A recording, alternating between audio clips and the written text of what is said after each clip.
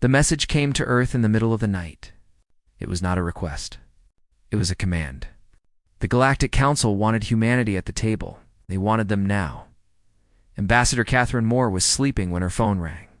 She had been dreaming of her childhood home in Vermont, of snow falling on pine trees, and the smell of her mother's cooking. The dream shattered when she heard the voice of her aide, Daniel Price, telling her to get dressed immediately. Catherine was 53 years old. She had gray streaks in her dark hair and lines around her eyes that spoke of too many late nights and too much worry. She had served as Earth's voice among the stars for 7 years. And in all that time, she had never received a summons like this one. "What is happening?" she asked as she pulled on her uniform. "The council is gathering," Daniel said. His face was pale in the dim light of her quarters. "All 12 species. They say it is urgent." Catherine knew what urgent meant when it came from beings who measured time in centuries. Something terrible was coming. The journey to Station Convergence took 3 days. Catherine spent most of that time reading reports and drinking coffee that never seemed strong enough. The diplomatic vessel horizon was fast by human standards, but space was vast, and even at speeds that would have seemed like magic to her grandparents. The stars crawled by slowly. Station Convergence was the heart of galactic civilization. It was a world built by hands and claws and tentacles. A place where 12 species had agreed to set aside their differences and work together. Catherine had visited it many times, but it still took her breath away every time she saw it through the viewport. The station was the size of a small moon, surface covered with towers and domes and structures that defied human understanding. When her shuttle docked, she was met by a Valorian escort. The Valorians were tall and thin, with silver skin that seemed to glow from within. They were the oldest species in the council, and they carried themselves with the quiet confidence of beings who had seen empires rise and fall. "Ambassador Moore," the Valorian said, bowing slightly. "The council awaits." Catherine followed her escort through corridors that shifted and changed around her. The station was alive in some way that humans did not fully understand. It responded to the needs of its inhabitants, creating paths and rooms as they were needed. The council chamber was enormous. It was shaped like an amphitheater, with tiered seating that rose up toward a ceiling lost in shadow. Each species had its own section, designed to meet their particular needs. The Solari, who were aquatic beings, floated in tanks of warm water. The Gorvani, massive creatures made of something like living stone, sat on platforms strong enough to hold their weight. The Mantheri, insectoid beings with too many legs and eyes that saw in spectrums humans could not imagine, clustered together and clicked at each other in their native language. Catherine took her seat in the human section. It was small and placed near the bottom of the chamber. Humanity was the youngest species in the council. They had been members for less than a century, a blink of an eye in galactic terms. The older races tolerated them, but they did not take them seriously. High Chancellor Thress called the session to order. He was a Valorian of great age. His silver skin faded to something like tarnished metal. When he spoke, his voice carried through translation devices that rendered his words into every language represented in the chamber. "We have received communication from the Kreth Dominion," Thress said. "They have issued an ultimatum." A murmur ran through the chamber. Catherine had heard of the Kreth. Everyone had.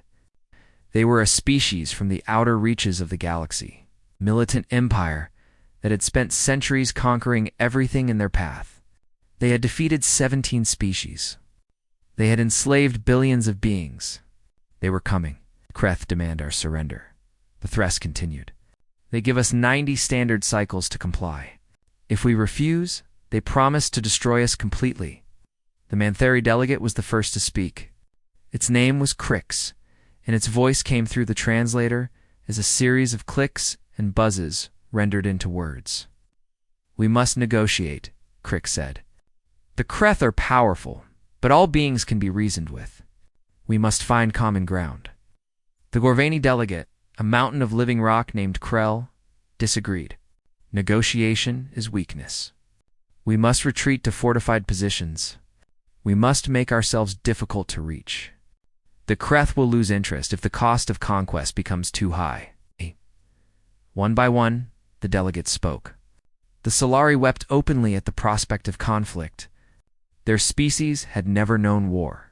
The concept of deliberately killing another thinking being was so foreign to them that they struggled to even discuss it. The Valorians spoke of patience and wisdom, of waiting for the Kreth to overextend themselves. The other species offered variations on the same themes: negotiation, retreat, appeasement, surrender.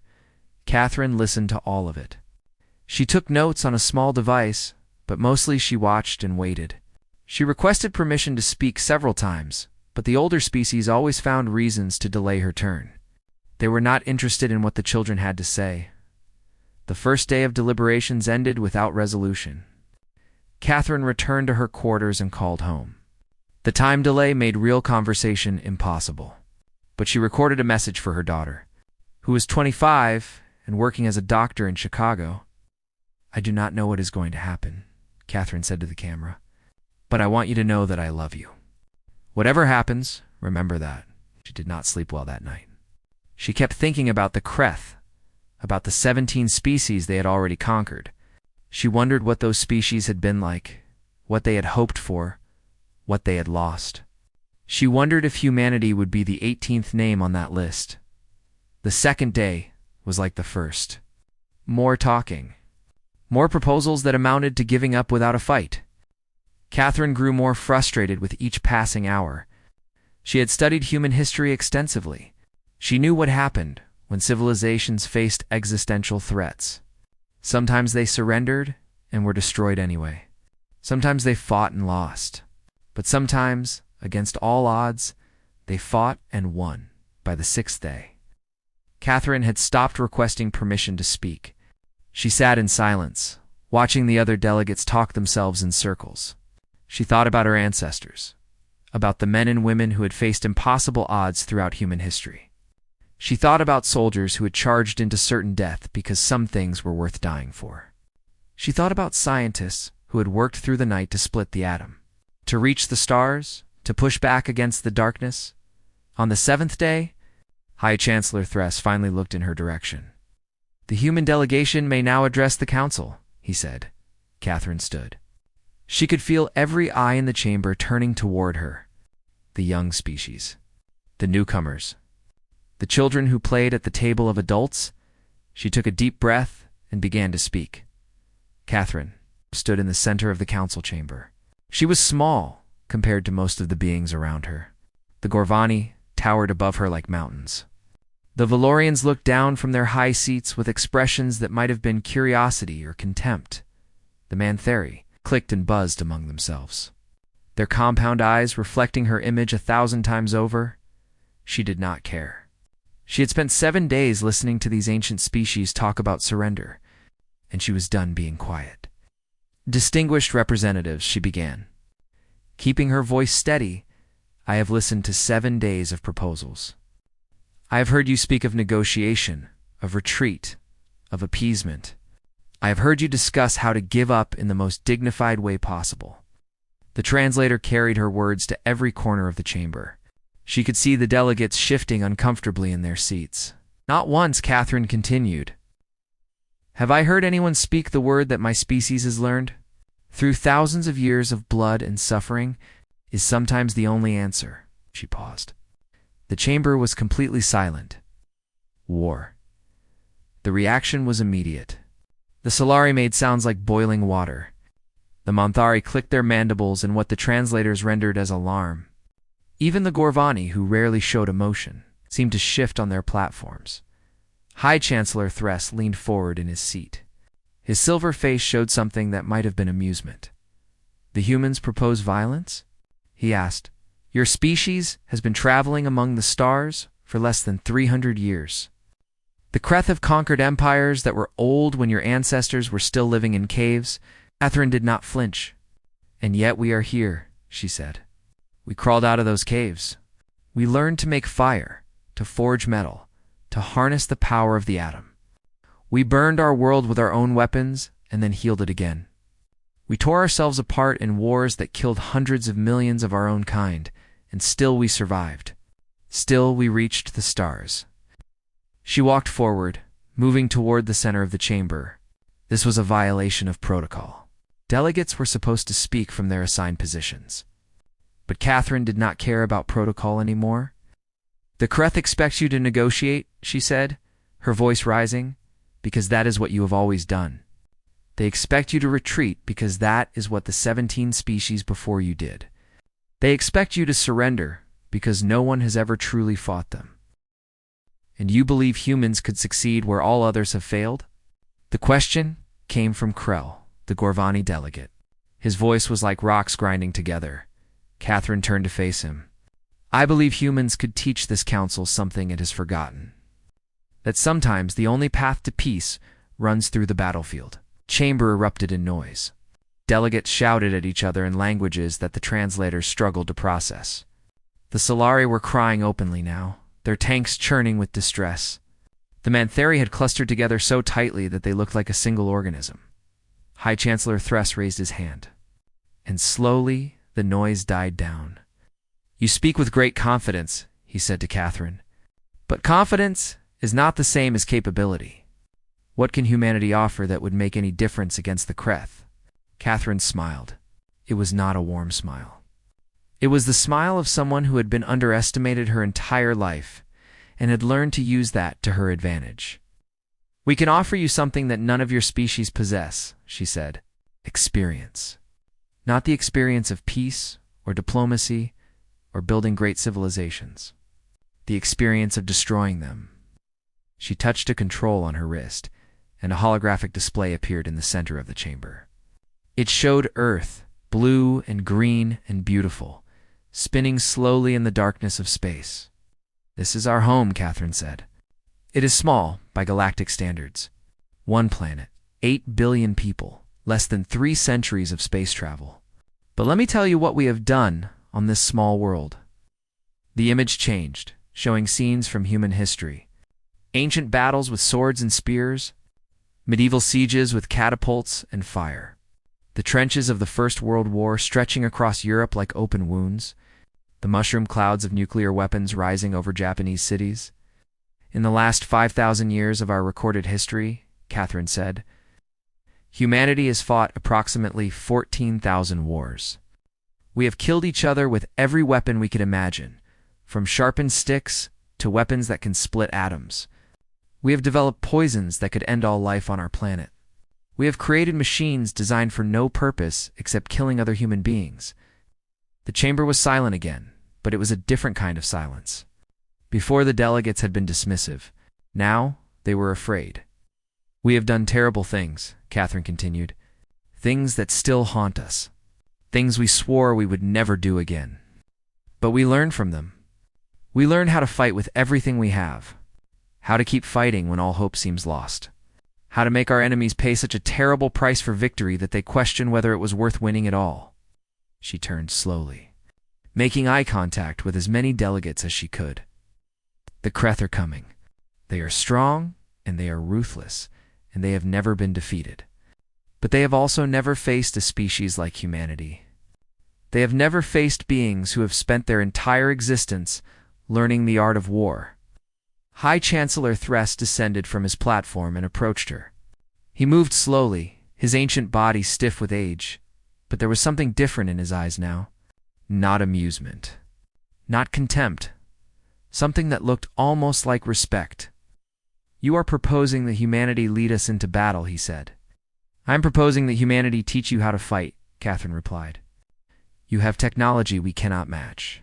Ships that can cross galaxies, weapons that can destroy worlds, defenses that seem like magic to us. But you have forgotten how to use them. You have been at peace for so long that you have lost the instinct for violence. And if we refuse," Catherine held his gaze without wavering, "then humanity will fight the Kreth alone. We would lose. We know that. Our fleet is small, our technology is primitive by your standards, and the Kreth outnumber us 1,000 to 1. But we would fight anyway. We would make them pay for every system they take, every planet they conquer, every human life they end. And when the last human ship is destroyed and the last human soldier falls, the Kreth will know that they faced beings who refused to surrender." She stepped closer to Thress. close enough that she could see the fine lines in his silver skin. That is who we are, High Chancellor. We do not give up. We do not submit. We fight until we cannot fight anymore, and then we find a way to keep fighting. The Kreth can kill us, but they cannot make us kneel. The chamber remained silent for a long moment. Then, slowly, Krell rose from his platform. The Gorvani delegate moved with the grinding slowness of his species, but when he spoke, his voice filled the entire chamber. I have lived for 3,000 of your years, Krell said. I have seen species rise and fall. I have watched empires crumble into dust. But I have never heard anyone speak as you have spoken today. He turned to face the other delegates. Perhaps it is time we remembered what our ancestors knew. That some things are worth fighting for. That sometimes the only answer is war. Catherine watched as the other delegates began to murmur among themselves. Something had shifted in the chamber. She did not know if it would be enough, but for the first time in 7 days, she felt something like hope. The council took a recess after Catherine's speech. The delegates needed time to process what they had heard, to discuss among themselves, to decide whether the young species from the small blue planet was insane or brilliant or both. Catherine found herself surrounded the moment she stepped out of the chamber. Delegates from half a dozen species crowded around her, their translators working overtime to convert their questions into words she could understand. The Manthuri delegate. Crix pushed through the crowd. The insectoid being was smaller than Catherine had expected, barely reaching her shoulder. But there was an intensity in its compound eyes that commanded attention. Your species, Crix said. Mandibles clicking rapidly, you speak of war as though it is a skill, a craft, something that can be learned and mastered. How is this possible? Catherine led Crix away from the crowd, finding a quiet alcove where they could speak without being overheard. The station's walls shifted around them, creating a small private space that sealed itself off from the corridor. On Earth, Catherine began, we have a saying. If you want peace, prepare for war. It sounds strange, I know. But we learned very early in our history that the best way to avoid conflict is to be so good at it that no one wants to fight you. But you said humans have fought 14,000 wars, Crix pointed out. That does not sound like avoiding conflict. Catherine nodded. We are not perfect. We are violent and competitive and sometimes cruel. But we have also learned from our mistakes. Every war taught us something. How to organize armies. How to supply troops across vast distances. How to break an enemy's will to fight. How to win. Crix's eyes glittered in the soft light of the alcove. The Kreth have conquered 17 species. They have fought for longer than humanity has existed. Do you truly believe your experience could make a difference? The Kreth have conquered 17 species who did not fight back, Catherine said. They have faced enemies who surrendered after the first battle, retreated into their home systems and waited to be destroyed. They have never faced an enemy who treated war as an art form. She activated her personal display again, projecting images into the air between them. Maps of ancient battles, diagrams of military formations, footage of soldiers training, fighting, dying. We have studied war for thousands of years, she explained. We have schools dedicated to teaching it. We have libraries filled with books about strategy and tactics. We have simulations that allow us to fight battles without anyone actually dying, so we can learn from our mistakes without paying for them in blood. This is disturbing, Crix said. But there was curiosity in its voice, along with the discomfort. Your species has made killing into a science, yes, Catherine admitted. And we are ashamed of it sometimes. But we also know that it has kept us alive. When threats arise, we do not hope they will go away. We prepare to face them. We build weapons and train soldiers and make plans for every possible scenario. The alcove opened, and Catherine saw a Valorian approaching. It was a young female, her silver skin still bright and unmarred by age. She moved with the grace of her species, seeming almost to float across the floor. Ambassador Moore, the Valorian said, bowing slightly. I am called Tess. I serve as an aide to High Chancellor Thress. He wishes to speak with you privately. Catherine followed Tess through the winding corridors of the station. They walked in silence for several minutes before Tess spoke again. I listened to your speech, Tess said. It frightened me. I am sorry, Catherine replied. That was not my intention. Tess shook her head. No, you misunderstand. It did not frighten me because I think you are wrong. It frightened me because I think you are right. We have been at peace for so long that we have forgotten what it means to fight. When the Kreth came, we did not know how to respond. We only knew how to talk. They arrived at a door that looked no different from any other, but when it opened, Catherine found herself in a private chamber that was clearly meant for important meetings. High Chancellor Thress waited inside, seated on a platform designed for Valorian physiology. Leave us, Thress said to Tess. The young Valorian bowed and departed. Catherine stood alone before the leader of the Galactic Council. He studied her for a long moment, his ancient eyes seeming to see through her. I have been alive for 7,000 years, Thress said finally. I have seen things you cannot imagine. I was already old when your species was discovering fire. I have watched civilizations rise and fall like waves on a shore. I mean no disrespect, Catherine said. Thress raised a hand to stop her. I did not bring you here to scold you. I brought you here because you have done something remarkable. You have made me think. He rose from his platform and moved closer to her. Despite his age, there was still strength in his body, still grace in his movements. When I was young, Thress continued, my people fought wars too. Not as many as yours, perhaps, but we knew conflict. We learned to set it aside because we thought it was the wise thing to do. We believed that violence was primitive, that enlightened species should find other ways to resolve their differences. There is wisdom in that, Catherine said. Yes, but there is also blindness. We became so focused on avoiding war that we forgot how to wage it. When the Kreth appeared on our borders, we had no idea how to respond. Our military was a ceremonial force, our weapons more suited to parades than battles. We had nothing to fight with, except words. Thress stopped directly in front of Catherine. He was much taller than her, and she had to crane her neck to meet his eyes. You have reminded me of something I forgot long ago, he said. That peace is not the absence of conflict. It is the result of being strong enough to choose not to fight. We lost that strength. We convinced ourselves that we did not need it anymore. The Kreth will not give you a choice, Catherine said. No, they will not. Thress was silent for a moment. I am going to call for a vote. I am going to recommend that the Council accept your proposal, that we allow humanity to teach us how to fight. Catherine felt her heart skip a beat. You will face opposition. Yes. Many of the delegates are terrified of what you represent. They would rather surrender than become what you are. He paused. But I think more of them are terrified of being destroyed. When given a choice between possible survival and certain death, most beings will choose to fight. I hope you are right, Catherine said. Thress turned away, looking out a window at the stars beyond. So do I, Ambassador. So do I. The vote came the next day. It was close. The Solari voted against their peaceful nature, unable to accept the idea of deliberate violence. 3 other species joined them, including one that Catherine had never even spoken to, but the rest voted yes. For the first time in 2,000 years, the Galactic Council voted for war. Catherine sent a message home that night. The time delay meant she would not receive a response for days, but she needed to share what had happened.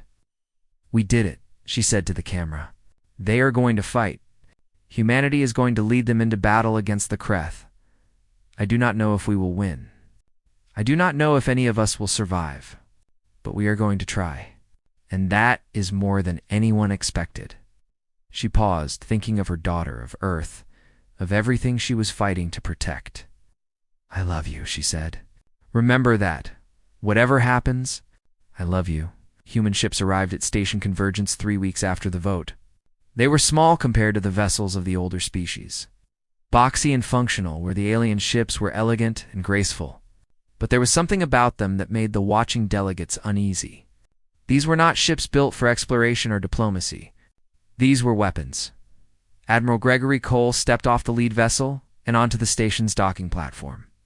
He was 62 years old, with gray hair cut short and a face that looked like it had been carved from granite.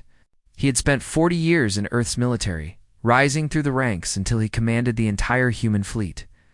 He had fought in 3 border conflicts against pirate factions and separatist movements. He had never lost a battle. Behind him came Colonel Patricia Dunn, who would be responsible for ground forces. She was younger than Cole, in her late 40s, with red hair pulled back in a tight bun and eyes that missed nothing. She had trained soldiers on 4 different planets and had written the manual that Earth's military used for combat operations. The third member of the human delegation was Dr. Samuel Webb, a strategist who had spent his career studying warfare in all its forms. He was a small man with glasses and a quiet voice, but his mind was one of the sharpest on Earth. He had predicted the outcomes of 17 conflicts before they happened, and he had never been wrong. Catherine met them at the docking bay. She had not seen another human in weeks, and she had to resist the urge to hug Admiral Cole like an old friend. "Ambassador," Cole said, saluting crisply. "Reporting for duty." "Thank you for coming," Catherine said. "I hope you brought everything we need." Cole's face remained impassive. "We brought everything we could carry. The rest is being shipped from Earth. It should arrive within the month." They walked together through the station, attracting stares from every species they passed. The aliens had heard about humans, had seen the recordings of Catherine's speech, but most of them had never encountered one in person. They watched the small group of primates with a mixture of curiosity and fear.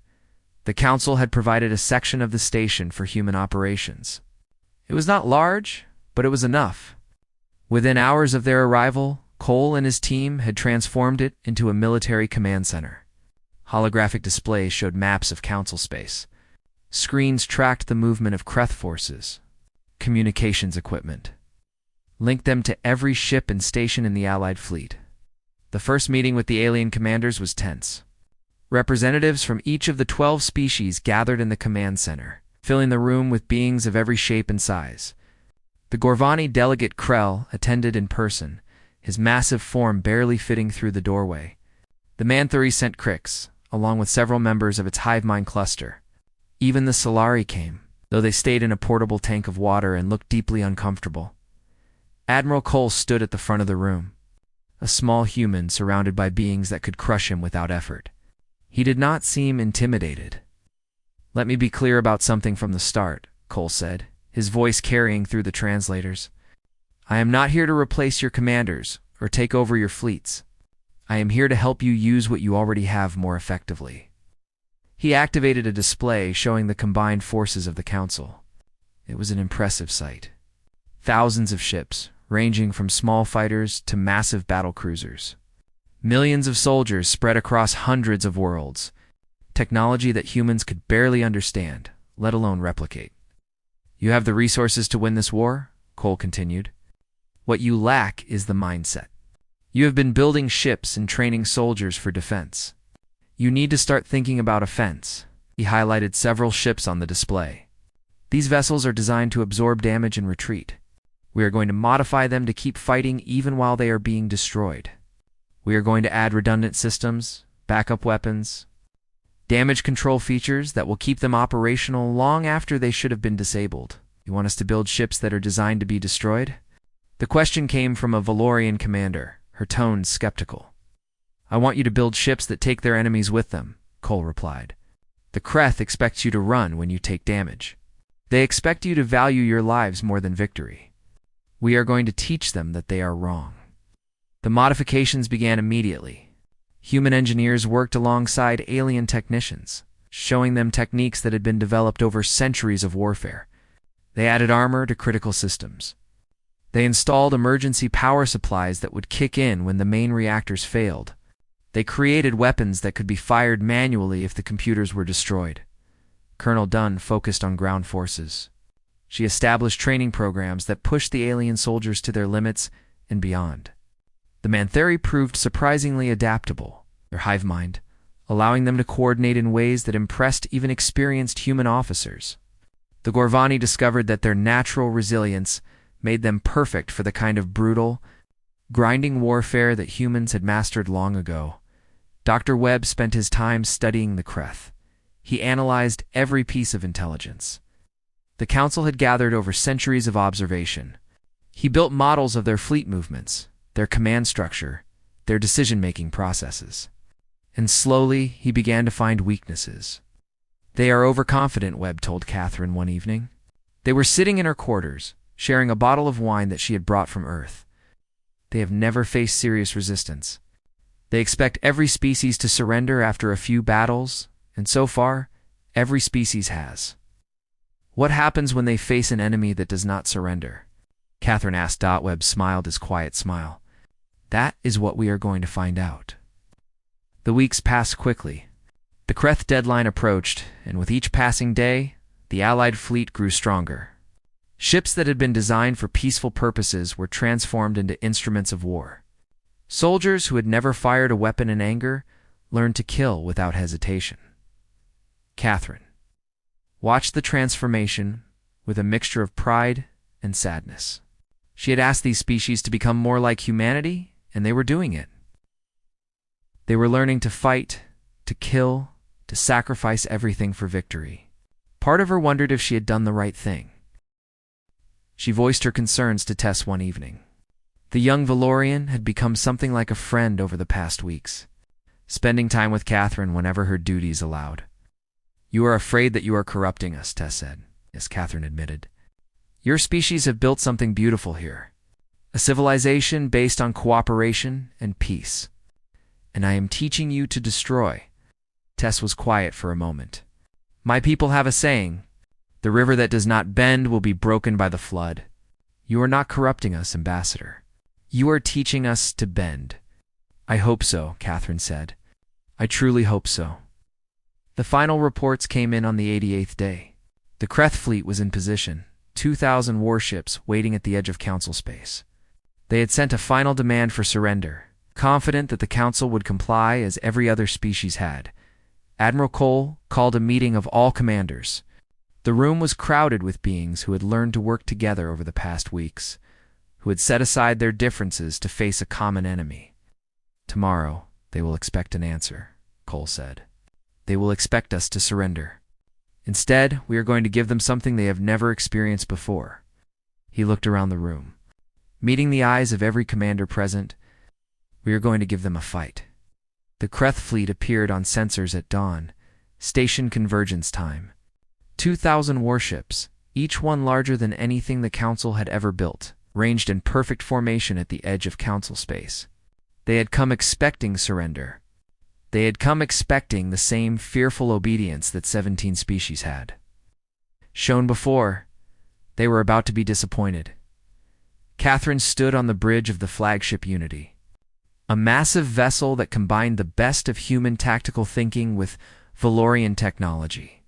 Around her, officers from half a dozen species worked their stations, their differences forgotten in the face of what was coming. Admiral Cole stood beside her, his face calm and focused. High Chancellor Thress had insisted on being present. "Despite his age and the danger involved, the Kreth are hailing us," a communications officer reported. "Put them on screen," Cole ordered. The image that appeared was terrifying. The Kreth commander was a massive creature, covered in thick plates of chitin that looked like natural armor. 4 eyes glowed with a deep red light, and when it spoke, its voice was like gravel scraping against metal. "You have failed to surrender," the Kreth said. "Your species will be erased from history. Your worlds will be burned. Your children will be enslaved. This is the price of defiance." Catherine stepped forward before Cole could respond. She had rehearsed this moment in her mind 1,000 times. "My name is Catherine Moore," she said. "I speak for the 13 species of the Galactic Council, and I have a message for you." The Kreth commander seemed almost amused. "Speak, little creature. These will be the last words your species ever utters." Catherine smiled. It was not a pleasant smile. "You have conquered 17 species because they feared death more than they valued freedom. You have built an empire on the backs of beings who would rather surrender than fight. But you have never faced a species like humanity. We have spent our entire existence learning how to die well, and more importantly, how to make our enemies die with us." She turned to Cole and nodded. Double quotes attack. The battle began with a fury that the Kreth had never experienced. The Allied fleet did not wait in defensive positions. It surged forward, every ship racing toward the enemy at maximum speed. The Kreth opened fire, expecting their opponents to scatter and retreat. Instead, the Allied ships kept coming. The first wave was a mix of Valorian cruisers and human destroyers. They absorbed devastating punishment, their shields failing, their hulls breaching, their crews dying at their stations. But they did not stop.